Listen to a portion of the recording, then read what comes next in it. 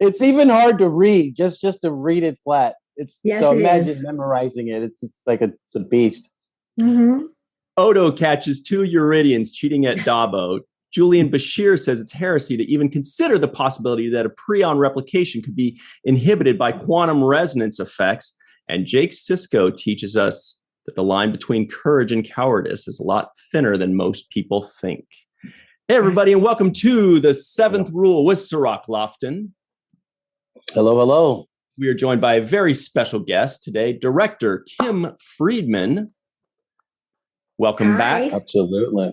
Yes, I wanted to talk about the backdrop behind me a little bit so people don't think I've lost my mind. And see now, I'm in my formerly teenage daughter's bedroom. She's now an adult, and she's a mother herself we have a 5-month-old baby boy, but I hurt my toe this day, and so I have to stay in bed with my toe up, and I said, and I want to tell everyone how I did it. In a surfing accident. Yes, party. Surfing accident. I wish I could say I was surfing off rocks and I hurt. No, unfortunately, surfing was great. And then I took my wetsuit off, and while taking my wetsuit off, I tripped and stubbed my toe. So, yes, I had a taking off the wetsuit accident, and so I'm trying to keep my leg up. And I said, so it's okay by tomorrow morning. That's it. So here's my fancy little teenage bed. What did you say? It was like a Disney princess bed. Yes. Yeah, it looks like we're talking to a Disney princess. This is great. Absolutely. And by the way, don't worry. We're going to edit everything out after surfing accident. That's it. It's official. It's canon. It was a surfing accident. Yeah. There was this crazy wave. You're out in Maui somewhere. Huge wave, big wave. Yeah. Well, even the fact that Kim, you're surfing, like you go out surfing. I grew up surfing. I'm from originally, believe it or not, Atlantic City, New Jersey. So I was surfing since that's what you did. You know, there was really nothing to do. There was no gambling when I grew up in Atlantic City. So what did you do? As soon as you could allow to be in the ocean, you surfed. First you boogie boarded, then you surfed. That was it. So I grew up doing it. Yeah, always. I mean, I'm not surfing huge waves in Hawaii, but I love to surf. But you will be once that toe heals. Oh, yes, I'm going right over, yes. By the way, everybody, my name is Ryan T. Husk. We're doing a review today of Deep Space Nine's Season 5, Episode 4. It's a good one, Nor the Battle to the Strong. Story by Bryce Parker. Interesting notes about him later. Teleplay by Renee Echevarria and directed by, what do you know, Kim Friedman. AKA Disney Princess. Today. The surfer, the silver surfer. You're on the set of your new film that you're doing, the Sleeping Beauty. The Sleeping Beauty of Disneyland. Exactly. Oh my God. So Kim, you were telling me before we started rolling that some of the stuff didn't look familiar to you when you were originally watching it. Yes. Well, when I started to watch it, and I literally rolled. I saw the opening scene where they were complaining about the gambling, and they were on on Deep Space Nine on the space station. And I actually rewound it back. I was with my daughter. I said, "Could you rewind? Let's go back." I said, "Wait a minute." I wanted to make sure that my name was on it because I'm looking at this scene truly, and I thought, "Have I gone? Am I senile? What happened?" I didn't remember. I said, I'm not sure I directed this episode. Oh my God, what am I going to do? I'm supposed to be on this podcast. And then we got to even in the spaceship, I was thinking, well, this is a little familiar in the ship, with you and Sadiq. But then when we got to the caves, then I remembered it. And I remembered it for reasons that are going to make you laugh and think a little bit. Ooh. Okay, when I got this script, Cirroc, I said, wait a minute. I know that all of Star Trek on TV and Star Trek movies, it's Shakespeare in space. Mm-hmm. There's monologues, there's soliloquies of words that are made up. So no one knows the words. It's impossible for the actors to read. We call it Shakespeare in space, all the monologue. I'm cool with that. I'm down with that. I prefer a little bit of the action stuff myself, mixed in with it. When I got the script, I went, oh my effing God, because there was all this voiceover with your inner monologue, Cirroc. And you were very young as an actor. I mean, you're very good, but still very young. And I thought, oh my God, not only are we going to have the monologues, not only are we going to have the action, but we're going to have this very young actor having to play these scenes without dialogue, where the voiceover is going to come, later on. And I was worried. I thought to myself, either this episode is going to be wonderful or it is going to be a lemon. It's just going to be like watching paint dry, because how are we going to make, So I remember thinking, oh my God, when we go to the caves, and we went and searched the caves on Bronson, in California and Los Angeles, there are these caves on Bronson Avenue, real caves. Right. As I was going over the locations, I thought, well, the action's got to be great. And then the emotional things. I was so lucky, Cirroc, that I had you and that I had Sadig to work with, because those scenes were hard to pull off. Most of the scenes, if you remember, were just two people. Yeah. Yeah. Talking, you and people lying on the ground wounded. Like this one right behind me, yeah. Yeah. It was two people, and it was you all the time. You were in almost every scene. Even sometimes you were in the background. I noticed today in some of the action scenes in the hospital, you were in the background. I could see you, like tending to people. So I thought, oh my heavens, Cirroc, he's so young. Okay, it's hard for an older actor to sit and act while a voiceover is playing in the background. I wondered, was this courageous? Did I run away? So when I got the script of this episode, I ran to the writers and said, wait a minute, are you sure we can pull this off? But we did. And it turned out great. I think it turned out great, but I was scared when I got it. I got to tell you. Yeah. What did you think, Cirroc, when you got the episode, when you first read it? Well, when I first rewatched it, I actually was reminded of the voiceover part that you were talking about. And one of the things that stood out to me was one of my favorite shows growing up was The Wonder Years. I knew I was going to mention that too. I knew because they did so much of that. Yeah. Right. Yeah, they did pretty much every episode had some voiceover work. And then there's a Christmas movie that I like, The Christmas Story. That they play every year about, you'll shoot your eye out, kid. Yeah. And there's voiceover in that as well, where he's, talking. It's in the adult version of himself, kind of talking about his younger experience.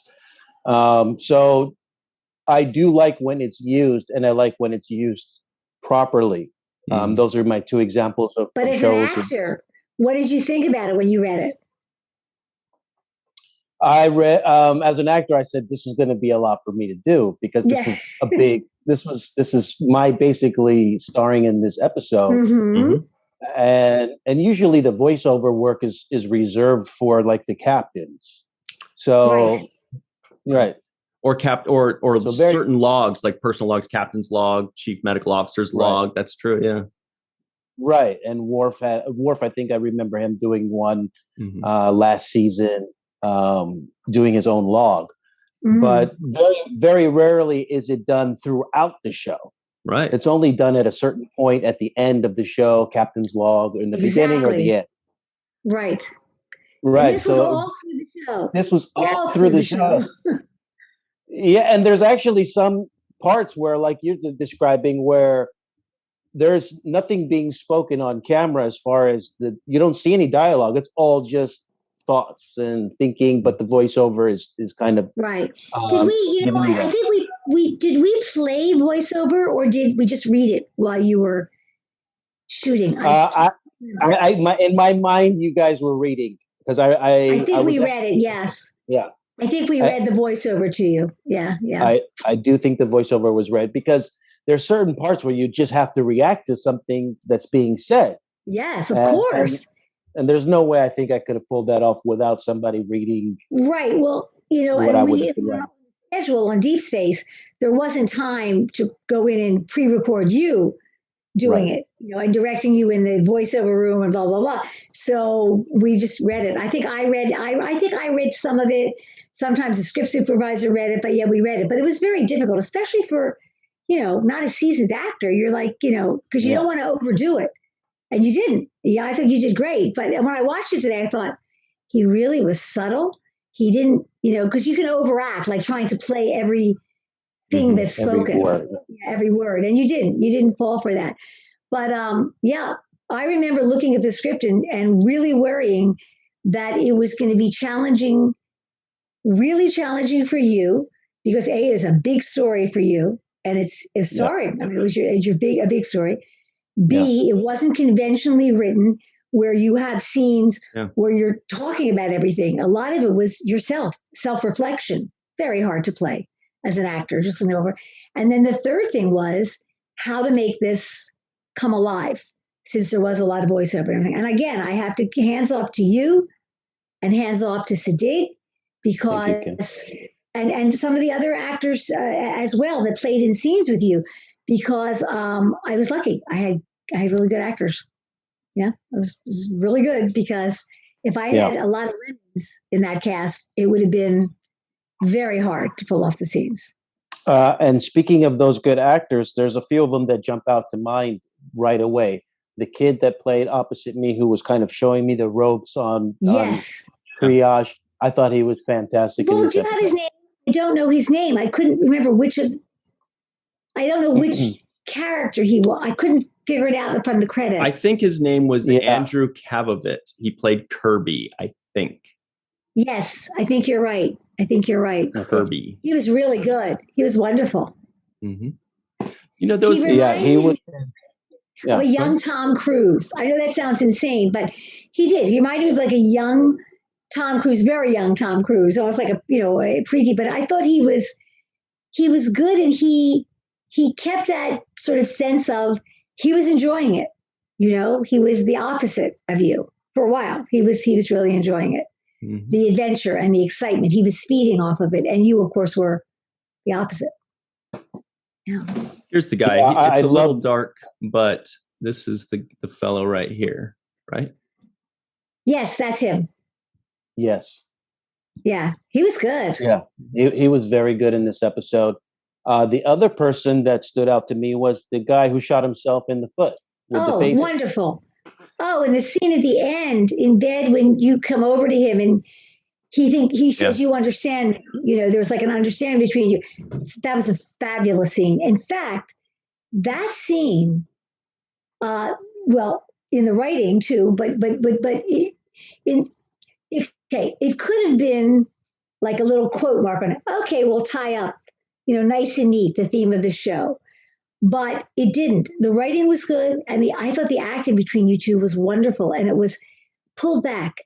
It wasn't like on the nose, it wasn't hammered. You didn't hammer it in. And I really, really liked the way the two of you played the scene understated. I liked the way I directed it, because there was a lot of action going on down there in the hospital and the thing. Yeah. And it was nice just to have this still scene with the two of you just talking to each other. And it wasn't acting. Me, Cirroc, I hate when people are like acting up a storm. I mean, I hate it. And it was so in the moment. It was great. It's really, really good. And when I saw it again, I liked it. Yeah. I did too. You mentioned subtle. There were a lot of subtle beats there. I think one in particular where he said, "I wished I aimed a little higher." Yes. And it was just like a throwaway, and he turns over and goes into a little curl up position. Yeah.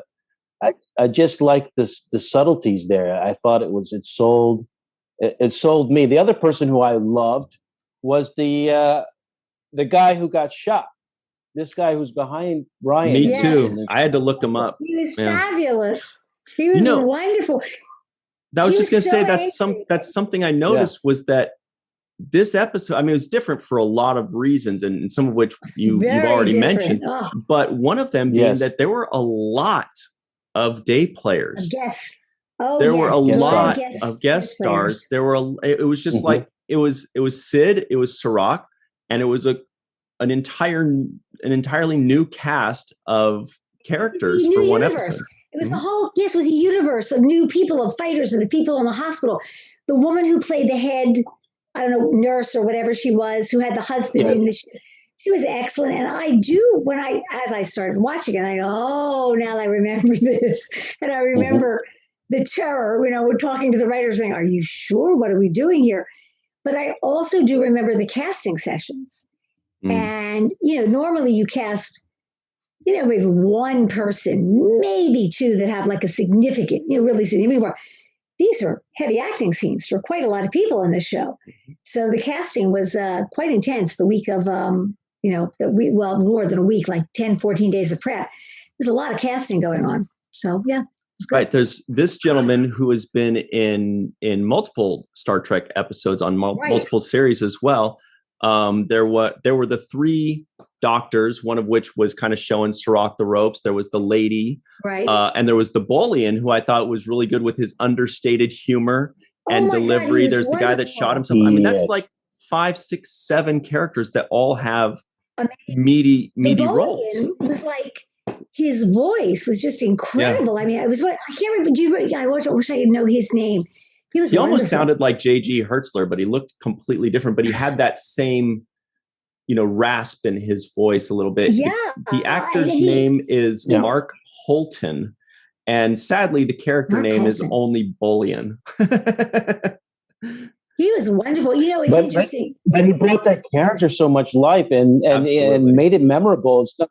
I mean, a lot of people come on and do guest starring roles, and they, sometimes they're not memorable. Right. You walk away. Yeah, and this guy was totally believable. He kind of was like the John Candy of Bolians. Who was yes. And he stood out in the midst of everything going on. You remember that character. It was an episode of really good. We had really good casting sessions, and I'm remembering now. We were very concerned about it because when we have the regulars on Deep Space Nine, right. you've got Cirroc, you've got Avery, you've got Nana, you got Rene Auberjonois. You're in as a director, it's Shakespeare in space. It's wonderful. Yeah. Suddenly, you have a multitude of people who you never worked with, right? I've never worked with any of these people, and boy, did they come through! Amazing. I'm glad you brought that up because they're amazing. Yeah, the Bolian was just every time he was in a scene, you went right to him. It was like he was great. The John Candy of Bolians, yes. Yeah, that's pretty good. And, you don't give yourself enough credit, Kim, because one of the things that you do really well is explain things when you're on the set. And I noticed that when you're working with the actors and you're working with people, you want as much information. I try, out there, and that actually helps to me. For the actors, for everybody involved, so that we all know kind of what space we're in and what place we're in. And I think you do an excellent job of explaining things in those kinds of simple ways, which made it, I'm sure, a hell of a lot easier for these people that guest starred in this episode. Yeah, I did, though. I must say this. They were all in a lot of action-driven scenes.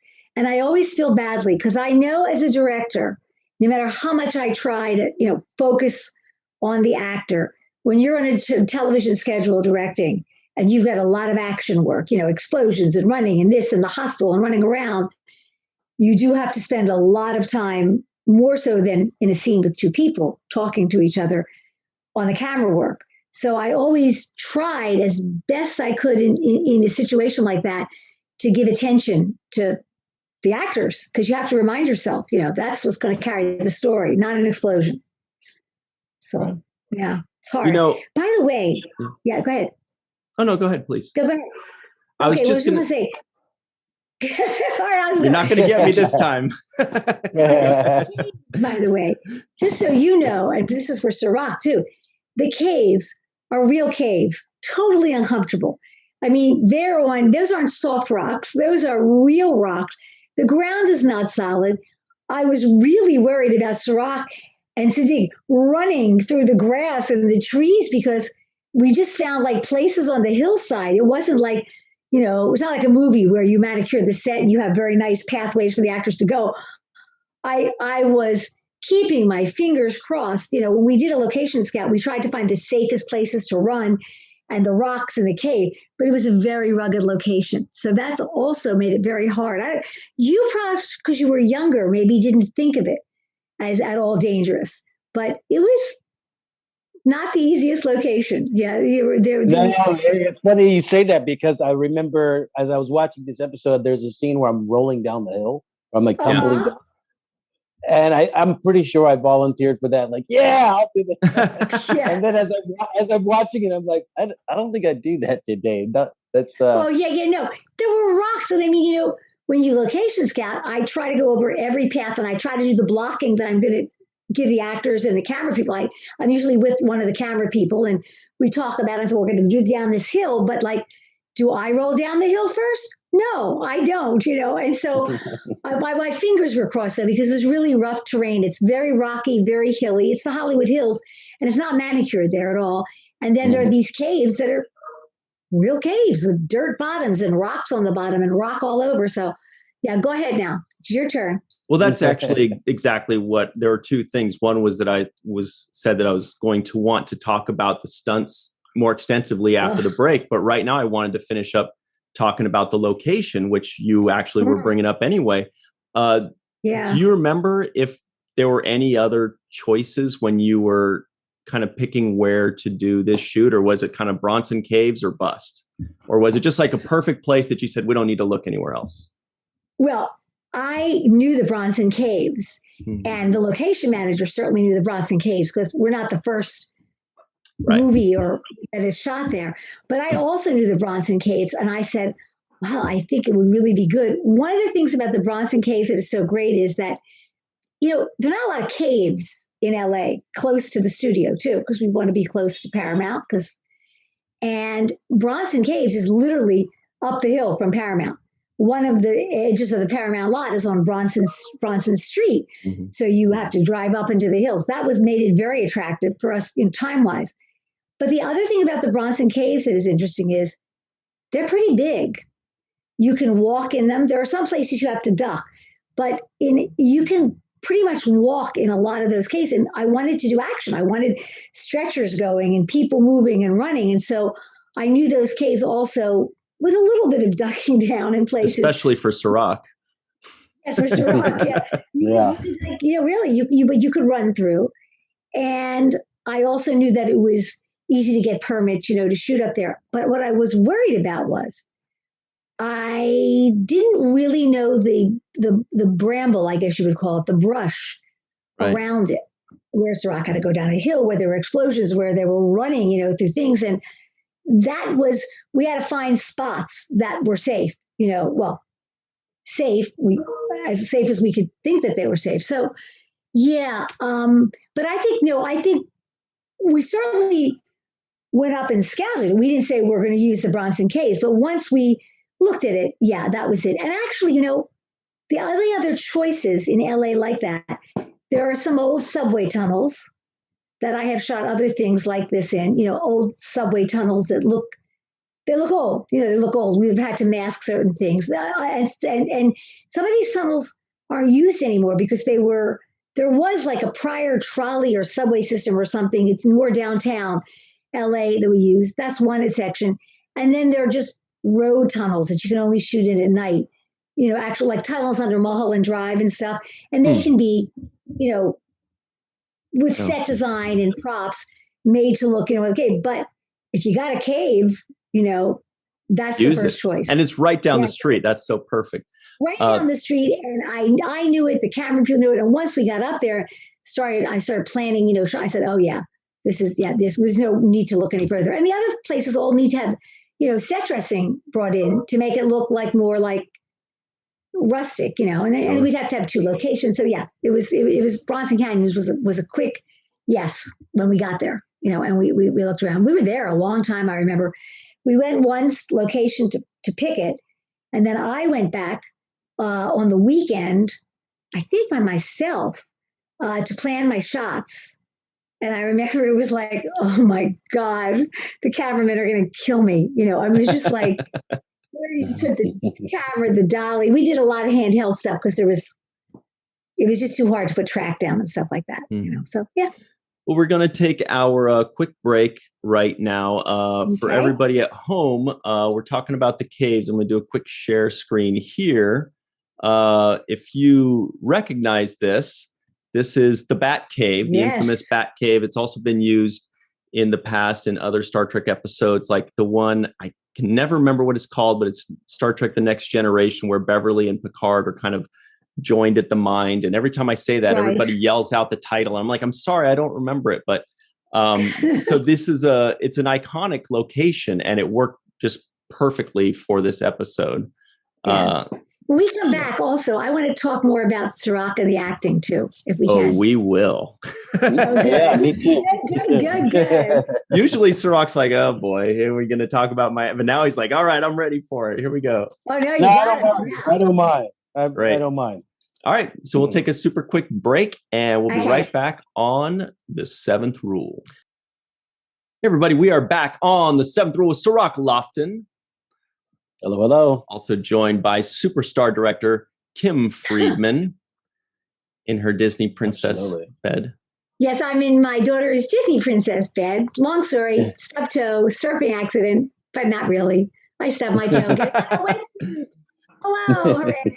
So my foot is up on ice. But let's talk about Cirroc and this fabulous show. Well, before we do, let's knock out these trivioids that may or may not have made the cutting room floor. Here they come in random order. Bashir knew that his paper was controversial, but he had no idea it would turn the entire conference upside down. Bashir says it's heresy to even consider the possibility that a prion replication could be inhibited by quantum resonance effects.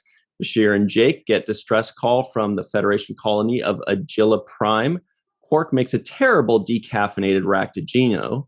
Abolian tells Jake to find some place else to stand.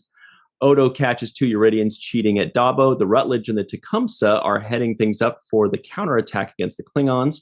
When the Klingons get mad, they forget about their disruptors and go hand to hand. Sisko spends 3 hours tweaking the pattern buffers in the Defiance replicator systems, and Jake Sisko teaches us that the line between courage and cowardice is a lot thinner than most people believe. A lot of good stuff in that one.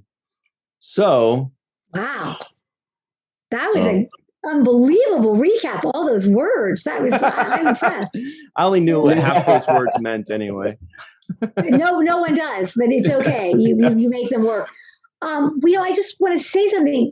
One thing that I was really upset about something on this show, that I didn't have more Klingons for the fight. I had there weren't enough Klingons for me. I wanted to see more Klingon fighting. I had the Klingons fighting a dead Klingon on the ground, and then I had the Klingons getting trapped with the rocks, coming down.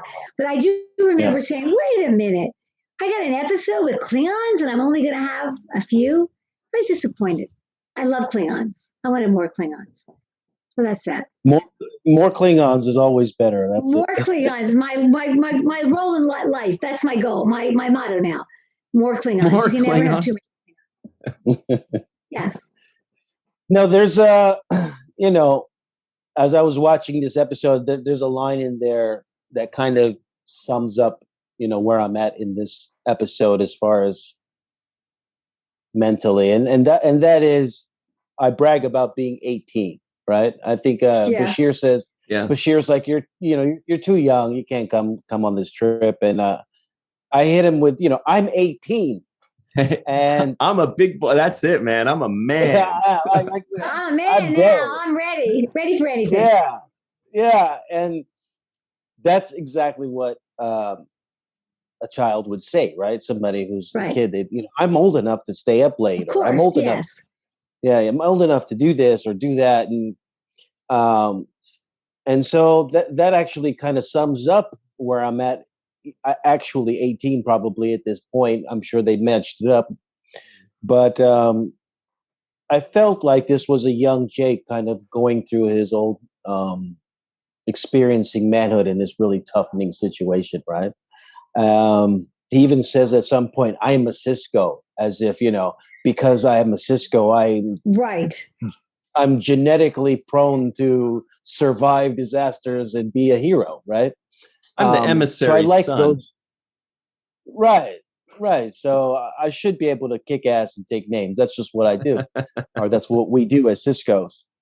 So I like those kinds of approaches that the writers took as far as really showing that Jake is new and naive and fresh at this, and this is something that he's not going to be forgetting anytime soon. This is going to leave an indelible mark on him, and also give him a kind of eye-opening into who his what his characteristic, who he is, what he's made of in critical moments.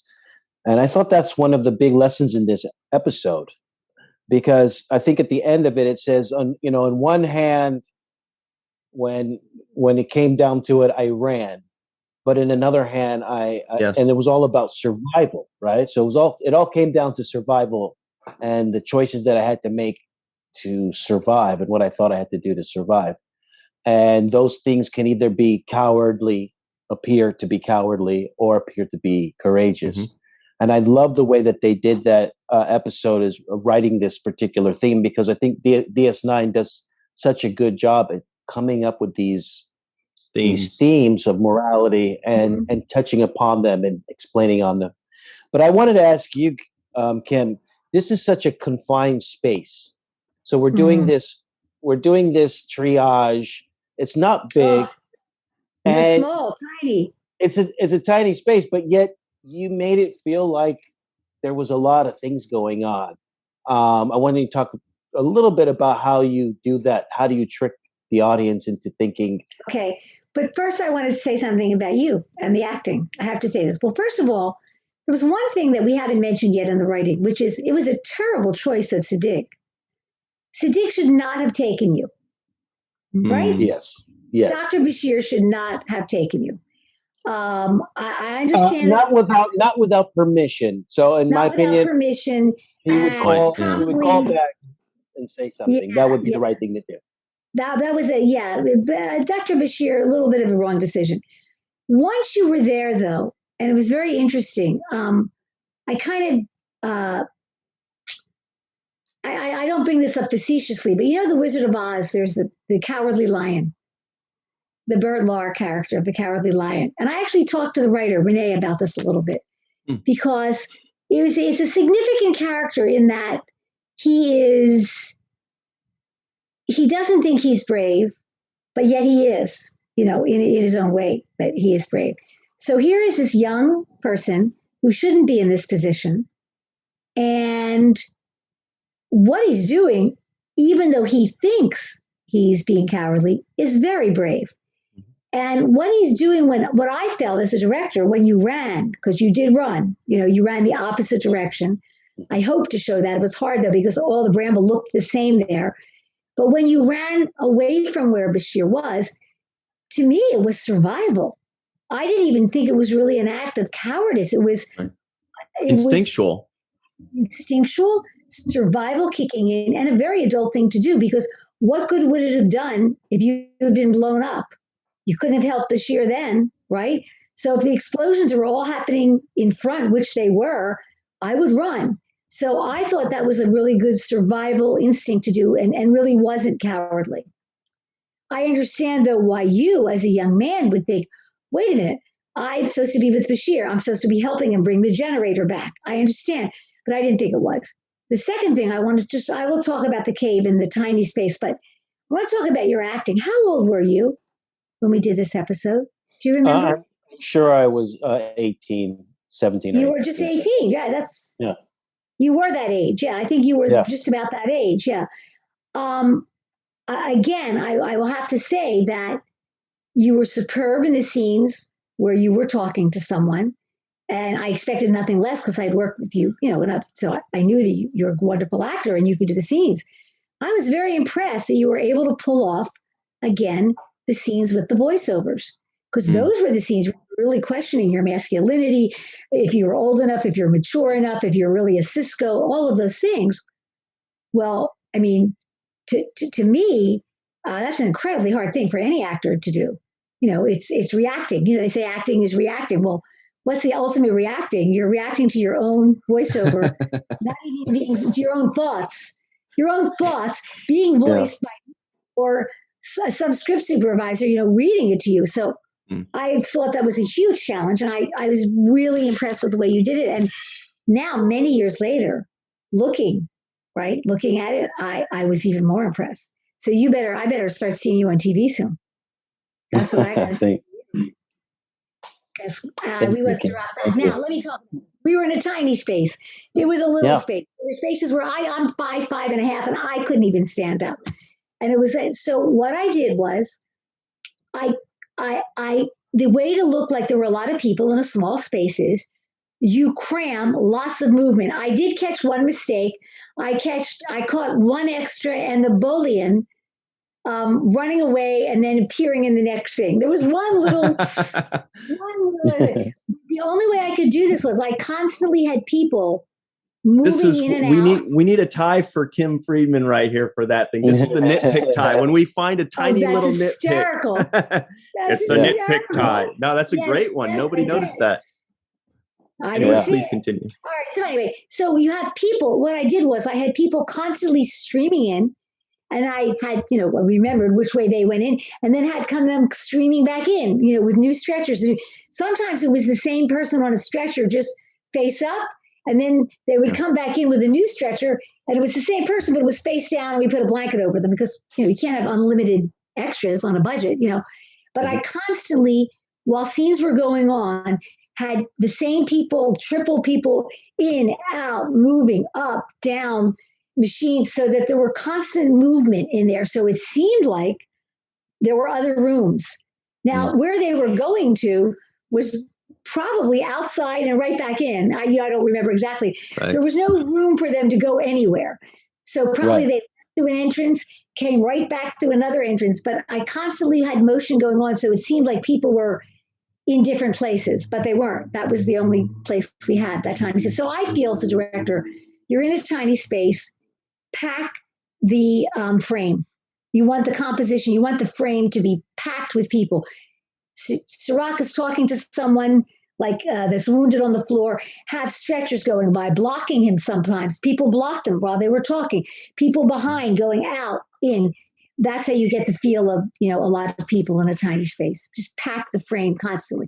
Never just have, there might be a scene where you have two people because you want a close up on someone. But in general, while the two people are talking, you want the frame packed around them and stuff. And I did lots of things where the camera would start like on an IV bag or something, some medical equipment, and come down to someone else. And then a stretcher would pull over there, and then you come to the action. So that you have to create movement in the scene. That's it. Worked great. Yeah, it did work great, and it kept it alive. Yeah, Cirroc, I have to be honest, when I read the script as a director, I was like, oh no, what am I going to do? And also limited, you never have unlimited budget. You can't have hundreds of extras, right? And then we're in the tiny caves, which were right for the thing. So I thought, oh, I got my work cut out for me here. And but in general, if you pack a frame, you have people in the packet with all kinds of things going on and lots of movement, you can create an atmosphere where you think there are other rooms and lots of other people in other places. But I do remember them, the poor ADs were constantly throwing blankets over extras and putting hats or whatever on people. It looked like the same people kept running back and forth. Put them back in. Put them back in. Yeah. Wow. Yeah. Also just to cover the acting a little bit more, and there are a couple things, Cirroc, that I kind of wanted to talk with you about specifically with the acting. But one was working with Sadig specifically as a scene partner. I mean, you worked with Avery a bunch of times. You worked with Aaron a bunch of times, but even Column with Chief O'Brien, there were those times in the second and third season. But this was one of those rare occasions where you got to work with Sid playing Julian Bashir. Right, Bashir, yeah. Bashir was never really in scene. Yeah. Right. It seemed like a really good give and take. And I wanted you to kind of talk about like how, if you felt more comfortable working with him or if it was just another day on the job or what that was like. That's interesting. Well, for one, I want to give Sid his credit for this episode as well, because I thought he was fantastic. He's fabulous. He took charge. He was commanding. I loved everything he did except for the decision not to call Sisko and ask, hey, can I take your son along with me on this? Yes, I know. To a battle zone. Yeah. Yeah, to a battle zone. Yeah, but again, I want to repeat what I said. I don't know if I said it on camera or with you before the thing. I was very lucky that I had Sadig and I had Cirroc in this episode, that these were two people that I had, because they could pull it off, because it was a tough episode to pull off. And again, the supporting cast too. But yeah, Siddiq was wonderful. Look, it worked What did you beautifully. think, Cirroc? How was it? How was it playing off of him? I love playing off of him. I think Sid is he's really generous when he's performing. He's fantastic. I mean, just the degree of difficulty for the medical terminology and the Star Trek medical terminology. So the combination of the two, which are just as hard as it gets. Impossible. Yes. Yeah. He pulls it off just seamlessly, and I think it's a beautiful thing. But I love working with Sid. This episode felt like we had a real camaraderie and chemistry, where there was a trust factor there, and also kind of like, even though he didn't call Sisko, it felt like your uncle or your relative that lets you drink a beer or something. Right. Parents are not around. Yes. You know, that's good. And it felt like that's the kind of role he was taking with me. Like, all right, I'll let you come along, right along on this one little journey with me. So I did like the chemistry. I like the idea of him writing this thing about him. So he had a reason for. They placed a reason for the two of them to be together. Right. And I also like the scene in particular where I was hesitant when I came back from running away, and I was hesitant to kind of see Sid because I didn't want to own up to the music. I was, maybe he saw me run away and he would call me out on it. And that little hesitancy and that moment of trepidation. And also, the guy we were talking about, the kid who played Tom Cruise Jr. Opposite, Tom Cruise Jr. His casual, and he's like, "Oh no, he's in there. I just saw him. He's awake. He's fine. Go talk to him." Yeah. And Sid really, in that moment, I thought he was fantastic because he was sitting there, kind of brooding over where's Jake. At least that's what I felt. Yes. He was laying awake in his bed. He could have easily have been on an IV or been, put to sleep. But no, he wanted to he's like worried. And I felt that he thought you were dead. Yeah. And imagine the ramifications. Yeah. Telling Sisko. He's thinking, what am I going to do? This is the worst thing ever. How am I going to tell Sisko that I got his son killed? I got his son killed. He was worried about you. And thinking, oh my God, what if he's died? How will I ever tell Sisko? It was, yeah. Right. I played it back. I played it back twice because there were two things that I was watching for when looking at that scene. First of all, when Cirroc's about to walk in, I was looking forward to it. I was like, oh, I can't wait to see what Sid's reaction will be when he sees him. And we were treated to two things. One was, like you said, that 2 or 3 seconds of watching him, there was definitely some acting going on before Cirroc came in, and it was really perfect. Oh, yeah. And then when Cirroc comes in, he says, "Thank God." There were 2 moments there, and they were both perfect. Really liked them. Yeah. It was great. I really, really, really liked it a lot. Yeah, I gotta say, the acting really, the actors took over on this one because it could have been a lemon. I have to tell you, not because the writing was good, but it was a different kind of Deep Space Nine, and it could have either been a lemon or really interesting, and I think it came out really interesting and not a lemon. So I lucked out. Yeah, there was a moment there when the guy who had just fought off the Klingons who scarred my face, when he says, "Don't let me die on my face," don't let me die looking at the ground. Right, I want to look at the sky. I want to look at, and that kind of hit me somewhere. It hit a nerve. He sold that to me. And the other thing that I was completely sold on was Sisko in that scene where he's thinking about Jake. He said, "I used to watch Jake when he was a kid sleeping." 5 years old, when you were 5 years old. Yeah.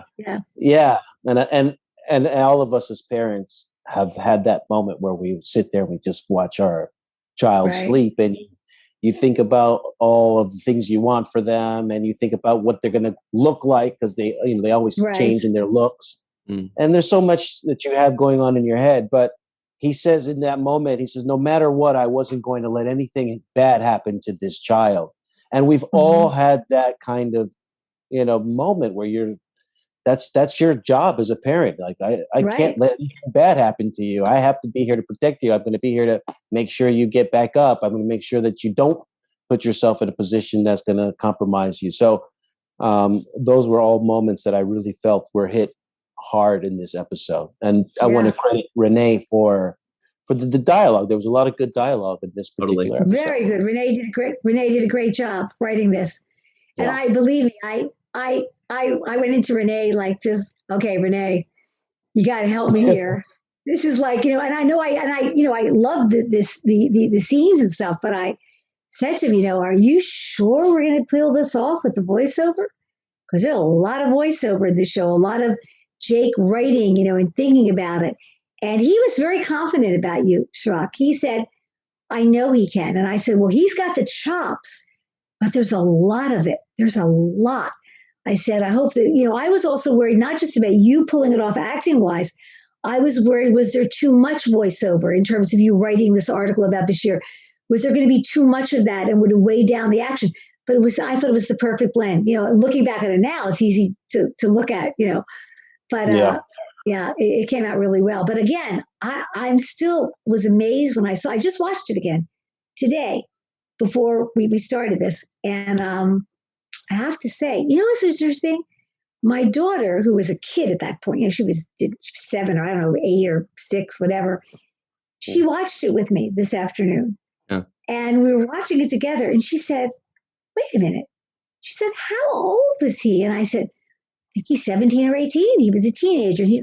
No, he couldn't have pulled that off with the acting. I said, no, he was still a teenager when he was playing, that age.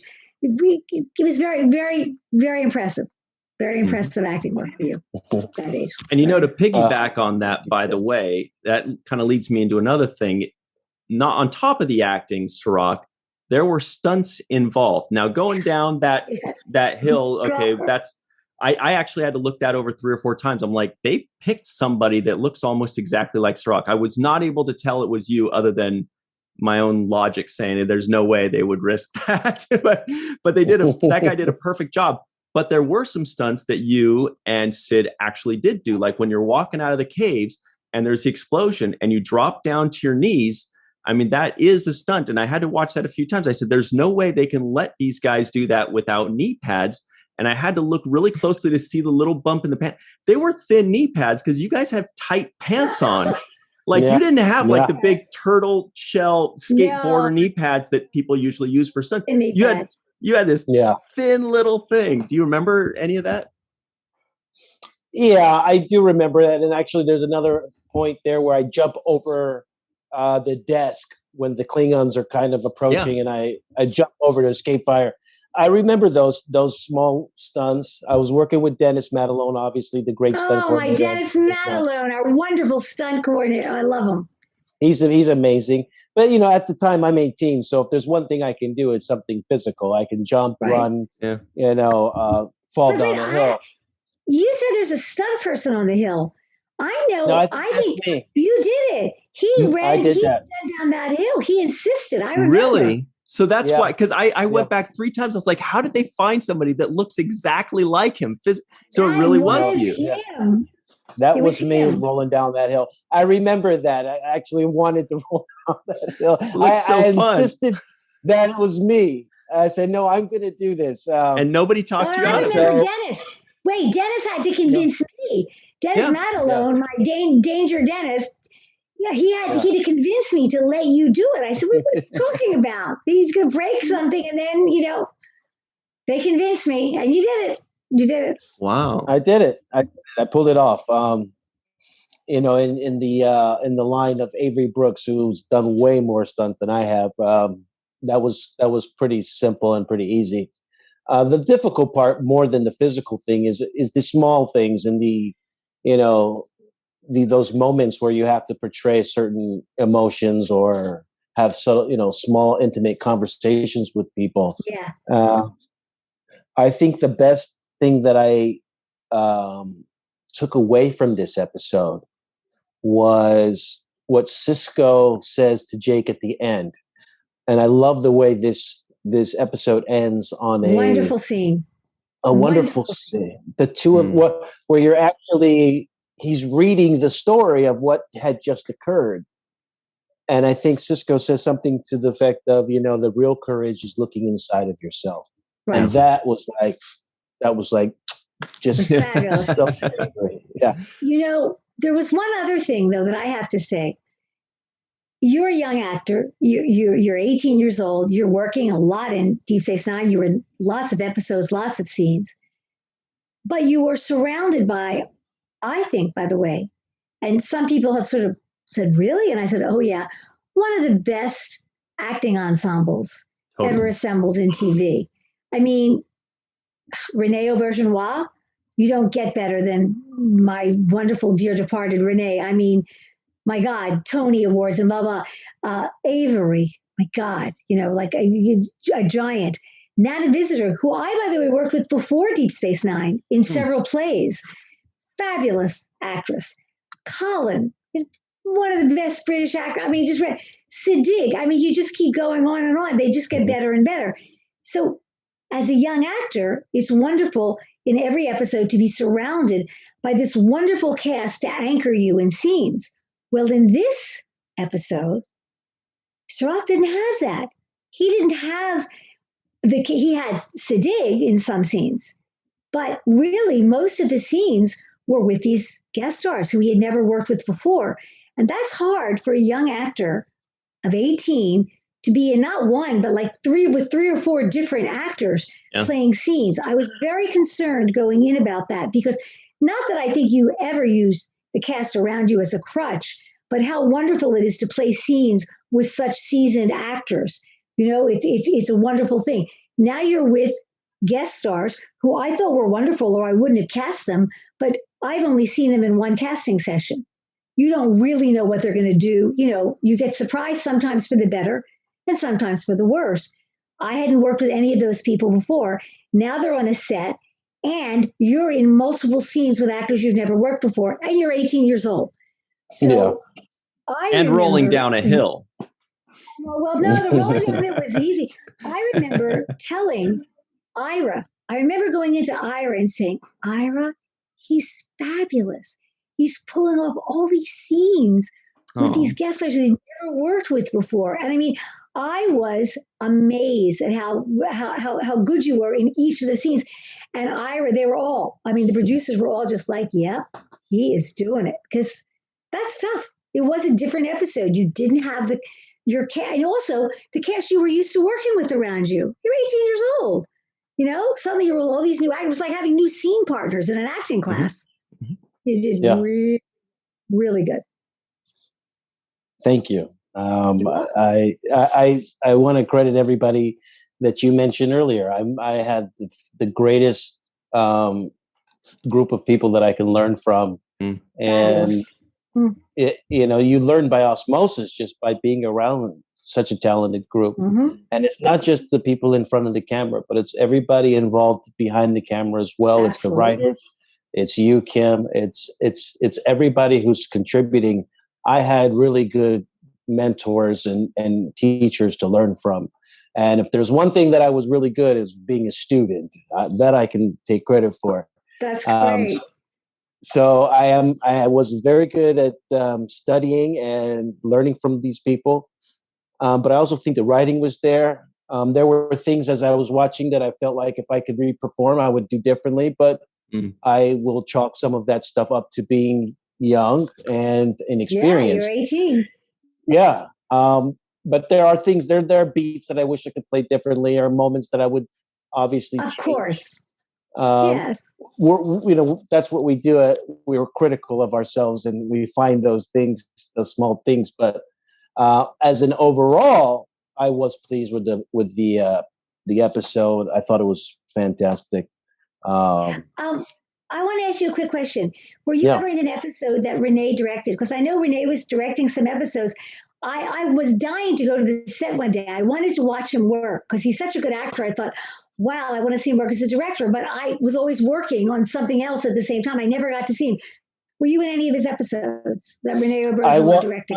I do believe I was in his episodes. And if I also was there when he was directing, because be taking classes on the set days that I wasn't even in an episode, so I'd still be able to see who was there. But yeah, Renee's, when you have that expertise in acting, then it's easily translatable over to directing because absolutely. You know what to look for, you know what you want.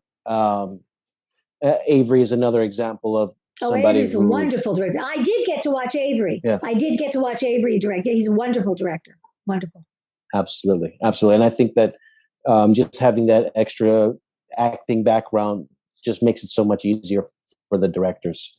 But this episode, I thought you did a fantastic job, Kim, especially working with all of those things that you had. You had a new location, you had all these guest stars, and you had a young kid who's basically starring in this episode. So you had all of those challenges. It was all on your shoulders. You knocked it out. It was really on your shoulders, and I remember saying, to the writers, I said, there's a lot to put on. He's a young actor. She's going to be slammed, but we're going to push through it. You did it, and you know what else was really interesting? I think some things that you see maybe now when you watch the show and say, oh, I wish I would have done that moment differently or something like that. It actually worked for the episode because some of the things that you might have been more slick doing if you're older or looking back now, I think kind of worked for the awkwardness of what you had to be feeling in the episode. So some of the stuff that you might have thought about differently, I think it was better to less is more. Less is more in this case, because the awkwardness and maybe the kind of not playing every beat, there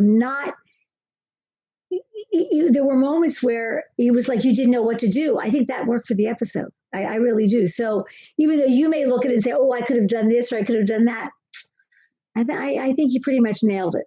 Yeah, I do. Oh, yeah, he did. Yeah, there were some times where I felt like I looked shell-shocked. And Perfect. Maybe you're right. I probably played it differently. What a deal. Yeah. Yes.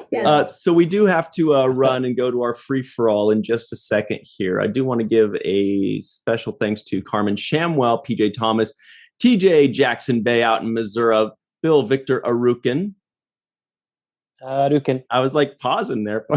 Homer Frizzell, Eve England out in Wales, Dr. Anne-Marie Segal, Dr. Susan B. Gruner. Hi, Dr. Anne-Marie Segal. Hello. Tim Baum and Titus Mohler. Also, we do want to give a huge thank you to Kim Friedman. We've got the free-for-all next and some fun things to cover there. What's a free-for-all, by the way?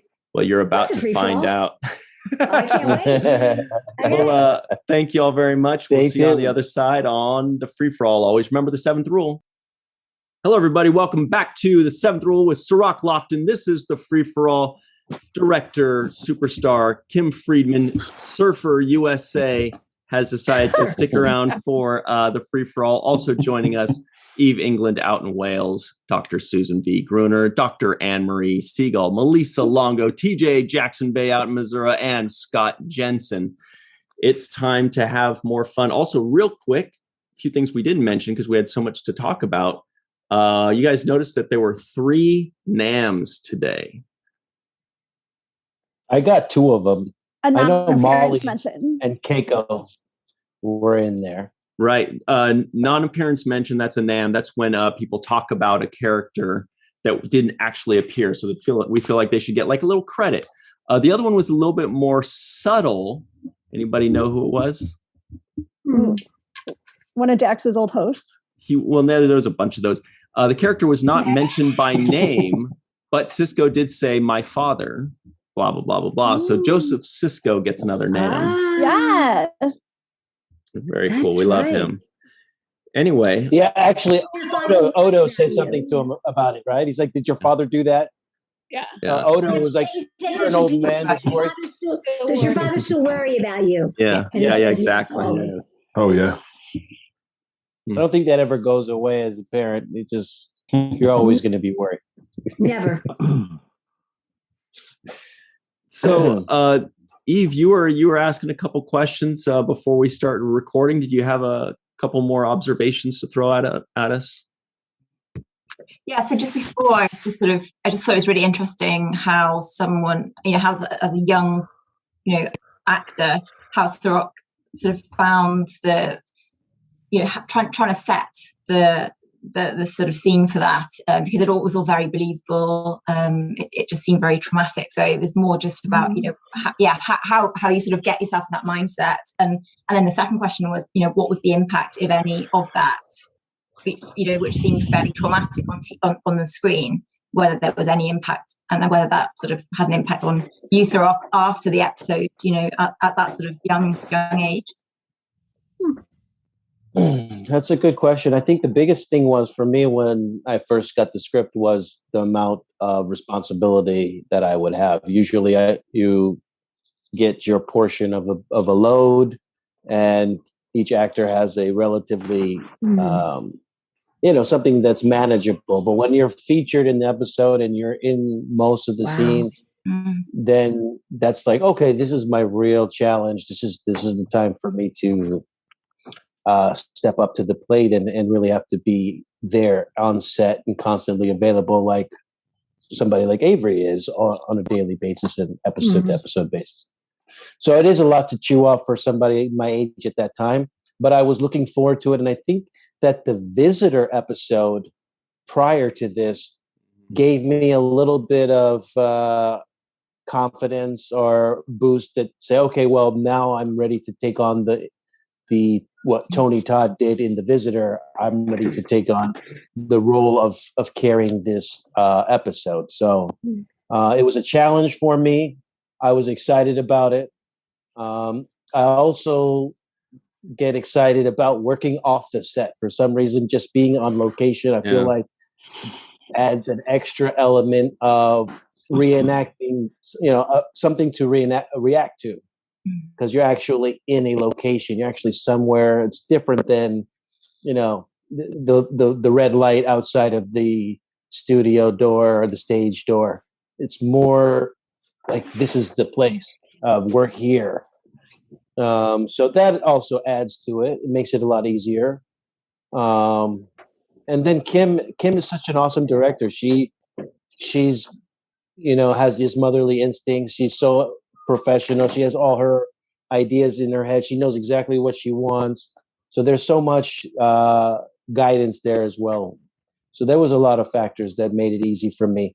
Siddig was excellent in this episode. I thought he worked well with me, and the two of us had this really good chemistry between each other where, I felt the two of us as a believable kind of friendship. So yeah, I mean, just this was my big moment, and I was ready to take on the challenge. I was excited about it. And I wasn't sure. I was not sure when we started if he would be able to, not because of his acting. He was a wonderful actor. I knew that, but he's 18, and he's going to have to act against voiceovers, and he's going to have to act with almost every scene was with a new actor that he had never known. I really had never known. I had cast these actors. I had seen them once in a casting session. I had said this earlier. You see someone once in a casting session, they seem wonderful, you cast them. You never know till you get on the set with them if they're going to be good. Well, almost every scene, other than with Siddig, he was with a new actor to the Deep Space Nine universe and to my universe. So, and I was quite concerned for him, and he really pulls it off. And you just said something very interesting that I never thought of. That yes, it's a little easier when you're on a location because you're reacting to the rocks, the caves, the real set, as opposed to when you're on a make-believe set. It's just make-believe, at a studio. So that I never really thought of that from an actor's point of view. But yeah, it makes it more real. It makes it more something to react to. But anyway, Cirroc did beautifully. He came through, and it was a lot. It was a lot for any actor, but an 18-year-old, and he was the star of the episode, and he did it. He came through. Yep.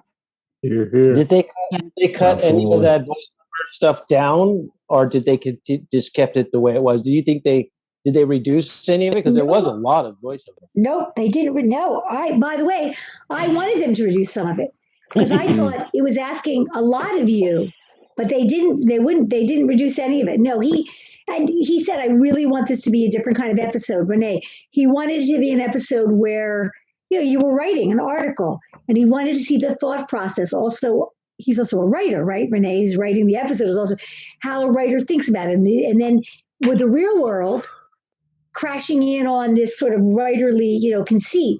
But the main thing, of course, was being young and thinking you were a man at 18, which you're really not quite mature at 18, and thinking you can take on anything, and the real world crashing in on you. I mean, that was, the thing. So again, no, they didn't take it out. They didn't take any voiceovers out. I think that's really interesting. The point you're saying, that there was certainly parallels, when you're rewatching it with the Nog episode later on, and how you sort of have the shattering of the youth thinking they're invincible. You have at the start, and Jake's there, yeah, it's going to be a big adventure, and this is going to be, then I can't remember the title. And that's exactly what Nog was saying at the, later on. I thought I was invincible. I never thought it was going to be me. And I thought it was really interesting how you have these two best friends who really go through a fairly similar sort of experience in these two episodes. And I thought the parallels were just really interesting, rewatching it, and the scene and the way that whole thing was sort of shot. I thought it was just really, really interesting. I have a quick question. Did you ever talk to Avery about the episode? Did Avery ever mention anything to you about the episode? No, we've never talked about this episode. I just thought he might have mentioned it because because we didn't really have that many scenes together in this episode. I think just the last scene. Right. No, I just meant if he had seen the episode or something. Yeah. Avery has an amazing memory. So when I do bring stuff up to him, he just needs a couple hints, and then and then boom, he gets it right away. He knows the episodes sometimes by the title, sometimes by the guest star, or sometimes if I just jog his memory and say, oh, it was about this and that, right? And then right away he's like, oh yeah, I know exactly, and he'll remember specifics about things, and you're like, wow, he hasn't lost a beat when it comes to that. You say, it's the one where you did Al Moraine. Yeah. That one he's trying to forget. I'd like to forget that one. About Avery, I want to say something about him because it's interesting. When I came onto the set of Deep Space Nine for the first episode, and Cirroc, you'll back me up on this, I'm sure, it was Macho Land. They didn't really want to have necessarily woman director, and I have to tell you, it always comes from the head. It comes from the leader of the pack. And Avery not only welcomed me onto the set the first day that I was directing on Deep Space Nine, he made it clear that there was going to be no fucking nonsense. Excuse me, am I allowed to curse? You are allowed to. You're the director. About, woman director, and I was on the young side, and blah. There's no nonsense. He was so welcoming and so respectful. And also, he had done his homework. He knew other stuff I had directed. He knew the theater I had directed in New York. And he made it very clear and known to everybody around of that. And I will never forget that because it set the tone. Because everybody knew that apparently there had been some other incidents with another woman director, I think, on the set or something. I had heard about it. There had only been one other woman director. There was no nonsense. There was no nonsense. Well, there was a little nonsense sometimes behind the scenes, but I had blinders and I could care less. But Avery really set. So there wasn't going to be any bullshit on that set, and I loved it. That was great. That's great. Yeah. That sounds like Avery. That's the Avery I know. He's not going to let anybody get disrespected. He's going to make sure people have their chance, their fair share, their fair shot, and he's going to stand up for you. And that's just the type of person he's always been. That's who he is. And he doesn't look through the lens of your race or your sex, your gender, or nothing. All of that it's all about what your skills are, your skill set, and what you're going to bring to the table. And if you're going to give you your A game, that's totally fine. He's on board. If you're going to come and try to half-ass and do some C-level work, then he's going to wake up and jump on your ass. That's right. Then you got a problem. Then you got a problem. You know, I can't be the only. I was just gonna say I can't be the only one that when Cirroc was saying that's just the kind of guy that Avery is, that most of us were thinking, and that's who you are now, honestly, Cirroc. Like he's definitely imparted that on you, to where you always want to make sure that everybody gets their fair shake, everybody's listened to, everybody's valued. And if somebody gives C-level work, God knows you let me know when I do. Did we lose somebody off the broad? I thought there was somebody here that we lost. TJ's coming right back. He just had audio issues that he's hopping back on. Anyway, please continue. No, I mean that's just how he rolls, and I'm glad that you're able to attest to that, and that you testify to how he treated you, because that's pretty much how he is, and it's like you said, it starts from the top. The star of the show sets the tone of the show. If he's a big flirt, then everybody's going to start losing their morality and start being in such a way. So, or if that person is not dependable or a drunk, or everything starts to fall because of the person at the top. And so Avery ran a tight ship when it comes to that. And then, when you have other people like Renee and these guys are all not no nonsense, serious actors. They're not coming there to play or just to collect a check. These guys are there to really get some work done, and they look at their work as with respect and honor. It's something that they value. And Avery's no different. He doesn't. Every word that comes out of his mouth, every sentence, every line, he's delivering it with intent. Avery was there for the work, and he recognized when he met me and we started working together the first, that I was there for the work, and I had everything plotted out. And he admires people who are there to work. But I'll tell you something: he doesn't suffer fools gladly. If you're there, if you're not prepared. As an actor, if you're not prepared, as a director, believe me, that'll be it. You won't be back, because he doesn't take. He's for the work. Yeah, and that I've heard stories, especially when he's directing. He's had conversations with me about this in the past, but one of them was, if you're an actor who shows up unprepared with an attitude, and you're challenging him as a director, he said, I'll just let you, you realize I have the camera, right? So if you suck, then it's going to suck really bad, and it's going to look bad for you. I have the power to make you look good or bad in some ways or another. And don't play with me with that power, because I'll just put it out there the way you want it. Like if you think you're hot shit and you're not, we will see. It will be shown. And I won't help you.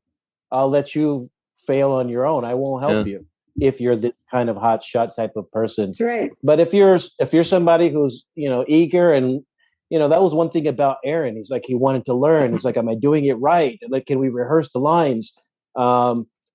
It wasn't like I know everything and I'm doing it the best and you should just, follow my lead. Right. It's like, should I do it like this? Should I do it better? Is this right? Is that the right, am I coming from the right place?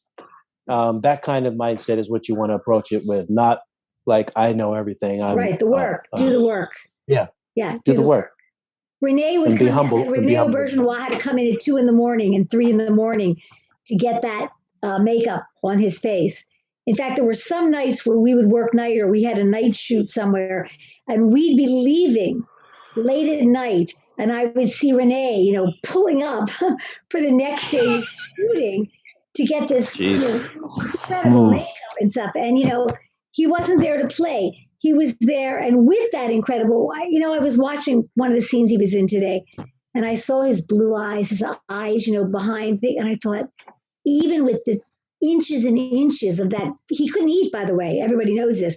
He had to drink his meals through a straw all during the day. He couldn't chew with all the prosthetics on his face. And I was watching him just in one of the scenes today, and he was like, incredible acting through all the prosthetics and everything else. And he would want to do a scene over and over till he got it right. And he was in all that uncomfortable, you remember, like those prosthetics and everything. And these people were there to do the work. And if you were there to do the work, you were welcomed. And if you weren't there to do the work, look out.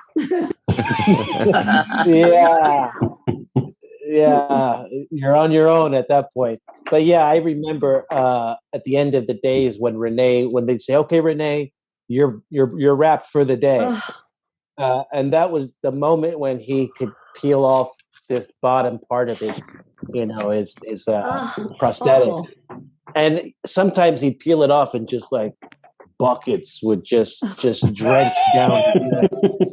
And he's like, God, it's hot in there. Obviously, it's not comfortable in that thing. And he couldn't wait. He's like, okay, you said I'm wrapped, like because once I rip this off, that's another 3 hours to put it back on. So you sure? And so he. There he is. There's the famous picture. God. Yeah. So he'd get to ripping that thing off, and as soon as you wrapped him, he couldn't wait to get that thing detached from his face, and then to sit there and take all that glue off. It ruins. It really ruins your skin. It makes your pores don't have any room to breathe, and then there's this adhesive underneath, so they have to remove the glue underneath. It was awful. That's on His makeup was awful. Terrible. Yeah. So, guys, everybody else hanging out with us, do you have any thoughts on this episode or questions or comments for Kim Friedman today? I know a lot of you kind of came in and had a lot to say, so let's hear it. I just thought it was amazing. And the way that you captured like that frenetic energy of like a trauma bay, where there's just chaos ensuing everywhere you look and a million patients coming in one after another. It was just amazing. And like the close-ups, because sometimes if you're working there, it can really feel like you just see one person at a time because you can't possibly take it all in. And it captured it so much better than most TV shows you see. I was just so impressed. And the whole thing was amazing. And I love the, looking into what is courage, what is cowardice. Yeah. That's something that isn't really talked about on TV that much. Sometimes a little bit with like World War I, but it's almost like it has to be removed to discuss it. It was so beautiful and well done, well acted and well everything. I loved it.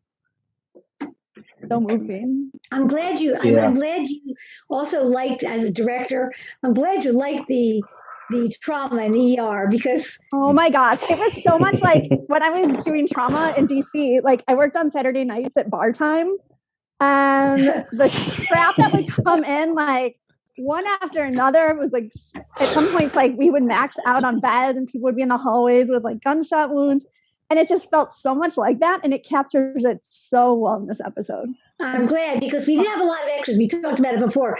We just had people running in and out of this little cave with different hats and different blankets and on their back and then on their stomach, so we could make it look like there were hundreds of people, but we didn't have hundreds of extras. But we made it look good. Where do you work now? Now, so I stopped doing surgery and I'm looking into getting into medical sales, but with the pandemic, you can't like go into the operating room as much. So hopefully interviews will start back up. But okay, great. I just loved it. And I love the part where like you have some gallows humor juxtaposed with like actual moving conversations, and Jake sort of like at first like kind of being amused by it, but then being disgusted. It just it really captured sort of like when you first get thrown into that world as a medical student or intern, like you have those thoughts, and sometimes like the more seasoned people will say things where you're like, whoa, I don't ever want to be like that. And it's just, all these things aren't really shown that well. And it's just all depicted so perfectly in the space of a few minutes, really. It's just amazing.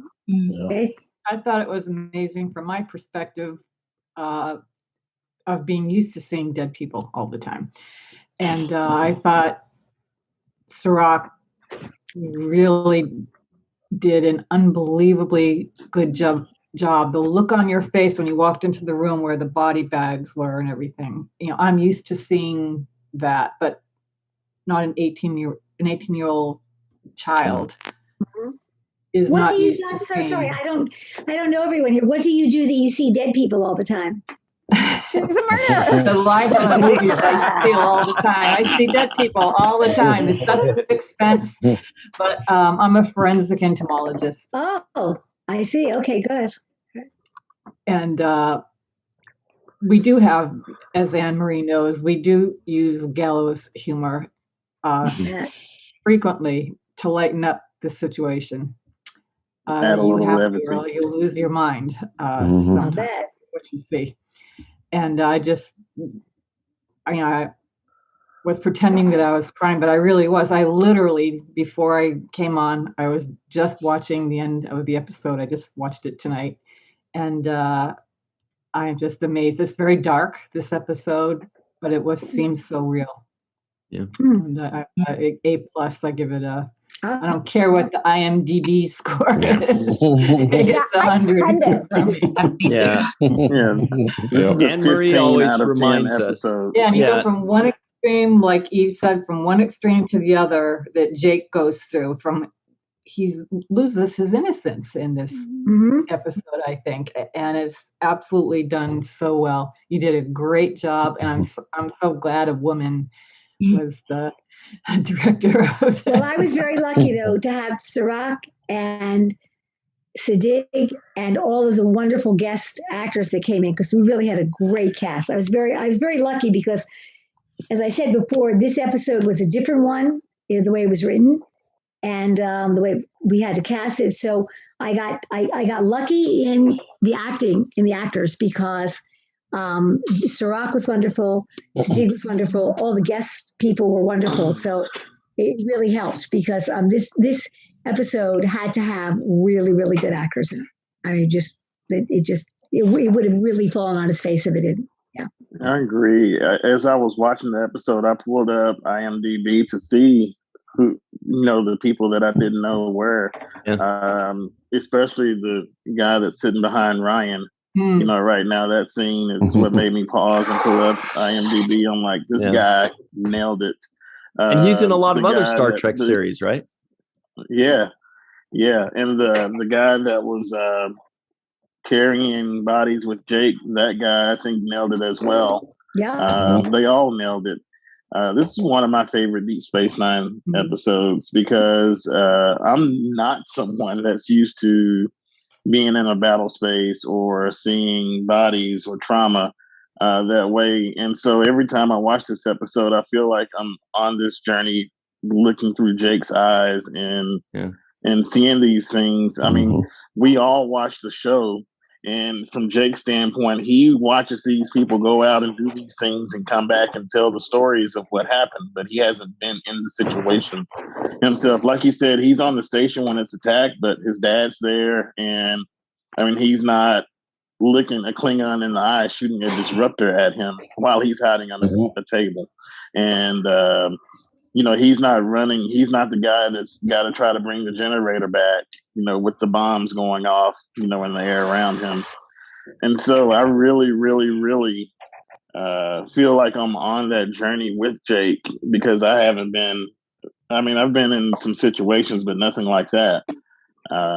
And I mean, how would I react? I don't know. I don't know. Right. It's just like they said in the episode, you don't know until you're there. And so I don't try to judge anybody that's been there. And I don't try to judge anybody who hasn't been there because you just don't know. And they say like there's that thin line, and you kind of see it at the end where they say Jake's the hero. Like a lot of times people who are heroes actually just were incidentally heroes. And a lot of time people who are cowards, like maybe they were actually heroic and you don't know. And that kind of got me thinking, like, Totally. Who's a good captain? The captains who recognize that, like Sisko. And you can kind of see all of our favorite Starfleet captains would also react that same way. Interesting. And it sort of gives you hope for, like, that's why we love Starfleet. And kind of, although there are bad captains who we occasionally see, like there are no bad that might captains. be like the reason why. Bad morals. Captain who was in the Rutledge, which got name checked in this episode, who like went after the Cardassians, and his line kind of got pushed one way or another. But yeah, I just think, like, you know, when you're thinking of who's a good captain, that might be like a definitive scene. Who would react the same way that like Sisko reacted towards Great point. Hey, real quick, since TJ brought up, and we did mention it a few times as well, but the fellow that played Chief Burke, the tough guy behind me, that's Danny Goldring. He's in Deep Space Nine, Voyager, and Enterprise. This is this character in various Aliens. Also, a couple other notable ones. Bryce Parker, who gets the story by credit. Looked him up. He's actually a visual effects producer. Oh yeah, I saw that. Including Dune, the upcoming Dune series, Venom, some Matrix movies, which I was not expecting to see. And lastly, the guy that we were jokingly calling Tom Cruise Jr., the guy that was kind of showing Cirroc the ropes, Jeb Brown, he's actually got a connection to one of the Deep Space Nine writers more recently. He is on Prodigal Son. He plays a sheriff on Prodigal Son, who was produced by Robert Hewitt Wolf. It's great. So that was an interesting thing. Full circle. Yeah. I had a couple of things I wanted to talk about. Number one, the title of this episode, I was like, where does this come from? Why did they say North Battle to the Strong? And I had to look it up. It comes from the Bible,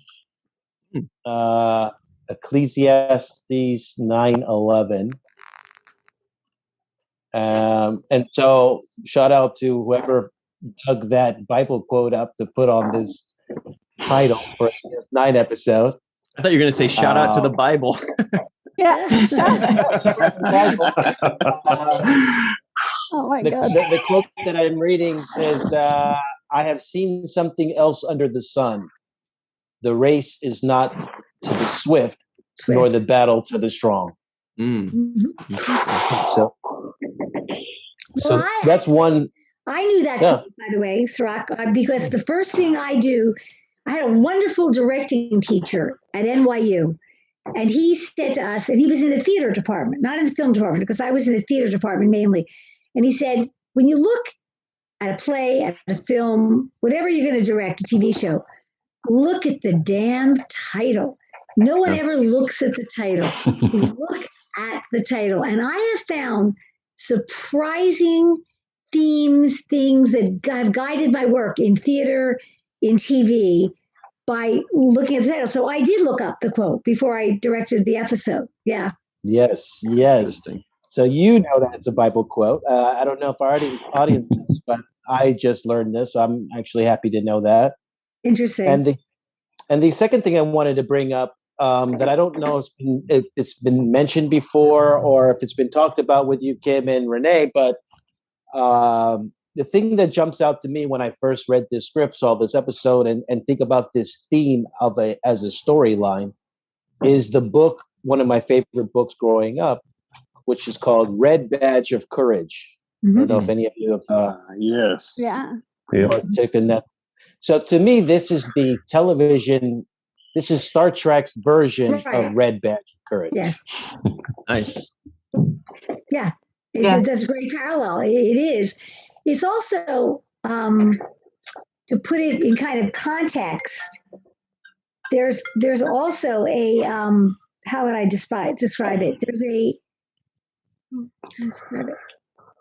it's not an anti-war thing. It's not an anti-war theme in it, but there's always a theme in everything Star Trek, right? There's always a theme of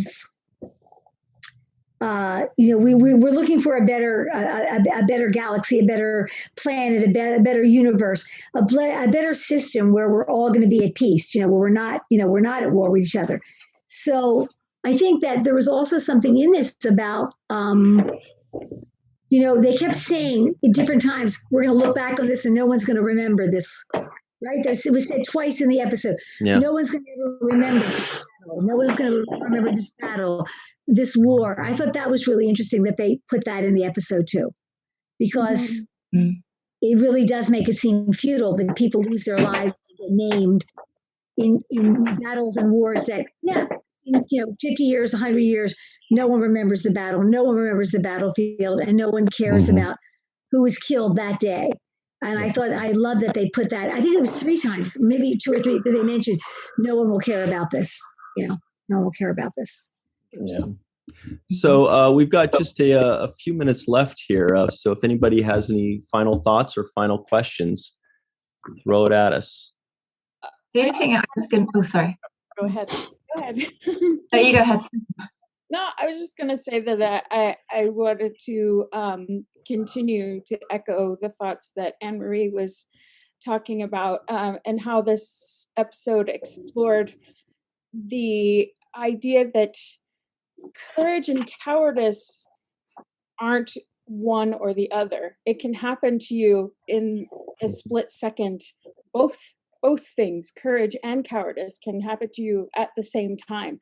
So a cowardly act could be easily followed by a courageous act, just depending on the moment and what skills or tools you have available to you at that particular moment.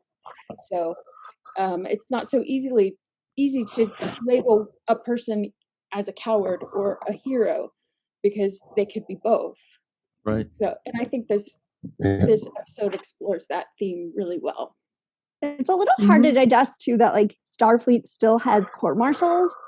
I just kind of felt like that was the one thing that felt like a little bit disturbing. Like, they're so progressive, you would think that they would just recognize what it was. Like, he just had a hard time coping with a really stressful situation. You don't need to court-martial him and delve into that. Clearly he's not a traitor. But I thought that was like the one thing that I wish Starfleet had even Jake kind of mentioned that and said, no, maybe they'll just move you to somewhere else where you can function and get counseling and be okay. And the guy was like, no, I don't deserve to be here. So he felt really guilty about it too. I thought that scene between them was really, really powerful.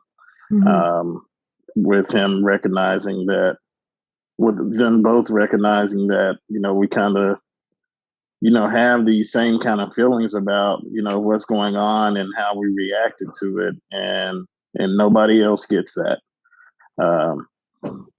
at the moment, especially for the guy that shot his foot. He said the way that everybody looked at him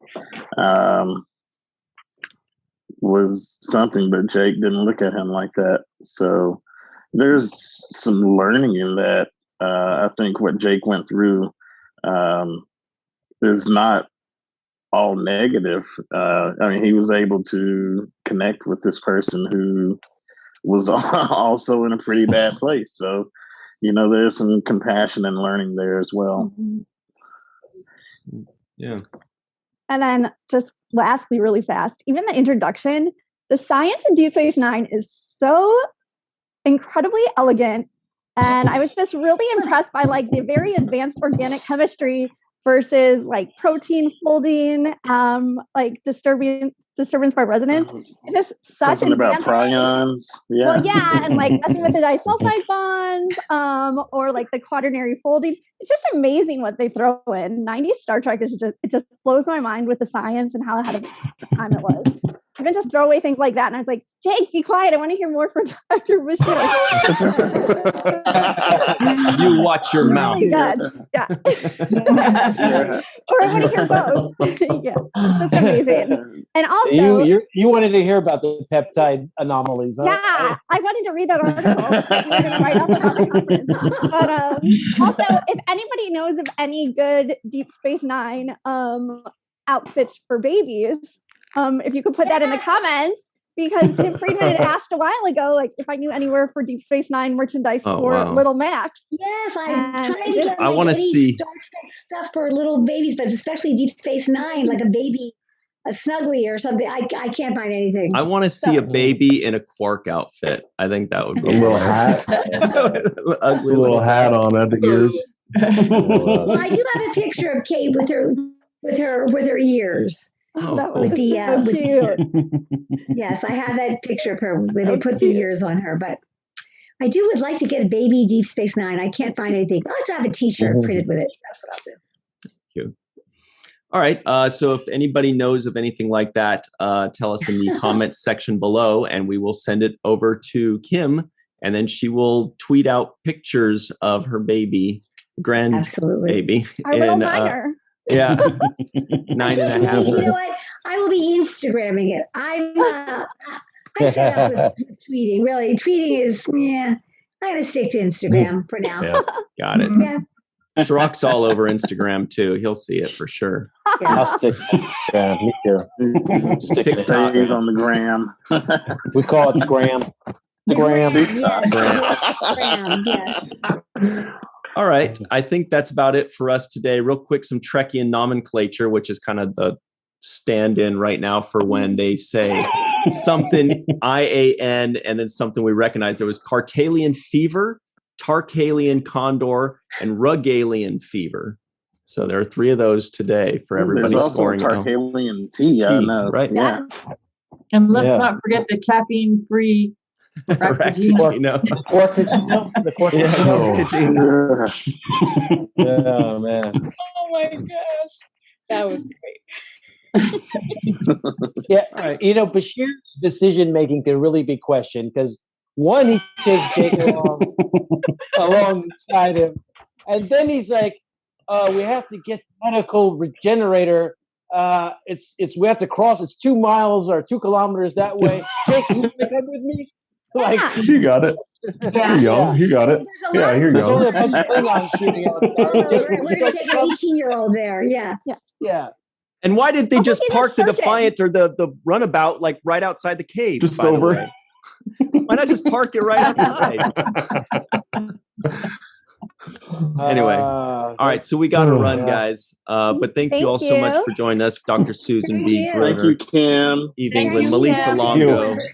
Thank you. TJ Jackson-Bey, Dr. Anne-Marie Segal, Scott Jensen, and of course, Director Kim Friedman, one of the coolest people ever. We really appreciate you. Thank you so much.